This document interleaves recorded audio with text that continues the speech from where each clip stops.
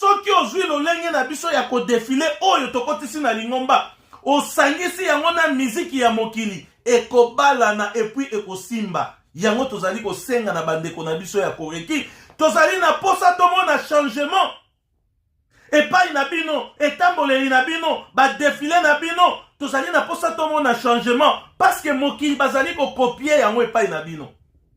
Est-ce que soki tobongisi ekokute biso cher? Et lokola pe tozali kobongisa te ezali kokute lingomba cher. Décision nini tokozwa na esika wana? Voilà batata ba maman oyo tolingaki kobetela sete moke na oyo etali makambo ya défilé na makambo oyo mokonza bule tata Simon Kimbangu pe abengelaki bandeko na biso ya koreki na niveau ya nkamba. Selon ba réflexion spirituelle na biso toyebi ete libiangami ya mokonza bule epai ya bandeko na biso ya koreki ezalaki ete po ete azongisa bango na esika ya ebandeli, esika ya mabondeli, esika ya kolela, esika ya banzembo po ete lokola to bandeli ya zero to bandana koreki parce que kuna nde ezali noyo ya lingomba na biso. Kuna nde ezali esika oyo balakisaka biso lolenge ya kosambela, lolenge ya banzembo oyo ezali kotia biso a contact spirituel na tata Nzambe. Lolenge ya kolela epai ya tata Nzambe, lolenge pe ya kosenga epai ya tata Nzambe. Bandeko na biso ya koreki esika wana Nzambe apesa bango ba don wana. Toyebite na ranger to na rang ya ba ange bakoki kozala na rang nini. Donc ba responsable ya koreki to silisa na page oyo ba responsable ya faki to sunga lingomba totala makambo ezali koleka na kati na mouvement na biso na miso ya bonzambe oyo tozali komona ete ekosunga lingomba te mikolo mizali koya totia ndelo na yango totia stop na yango et to créer ba mécanisme oyo ko permettre biso to kata ndelo na yango parce que tokosambisama. Ezala biso ba musicien ebeteli na biso ya musique, biso ba flûtiste ebeteli na biso ya musique, biso ba dirigeant oyo tozali ko s'adapter na etamboleli oyo tozwi yango oyo source na yango ezali epai ya bandeko na biso ya koreki babengi yango bras.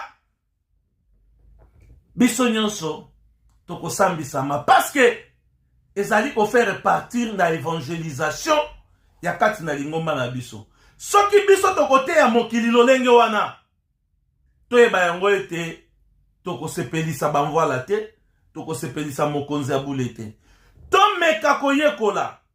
Ce n'est pas ça la technologie oyo tokoloba ete non défilé oyo ba papa batikelaki biso ezali déjà archaïque ou bien ezali déjà ba modèle moko ya kala. Biso to inventer système ya bras.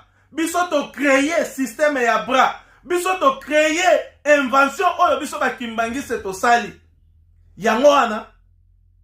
Parce que mingi bazali koloba oya bo ezali défilé ya kala. Mais ba papa balobi na biso tozongisa nano lingomba esika to bandaki.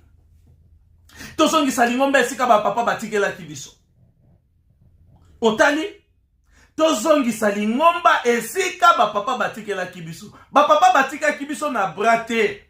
Ba papa batikaki biso na ba cadence wana te. Ba papa batikaki biso na lolenge wana te. Ba papa bazalaki strict à ce qui concerne makambu ya mabina. Papa Diangenda lobi soki tokotisi mabina tokopesa pasi na génération fiti. Tosukisi na makambo ya défilé awa. Bandeko na biso ya koreki tozwa conscience. Tozwa conscience. Ba responsable ya ba paroisse tozwa conscience. Banganga Nzambe ba responsable ya ba mouvement association pe service tozwa conscience na makambo etali défilé.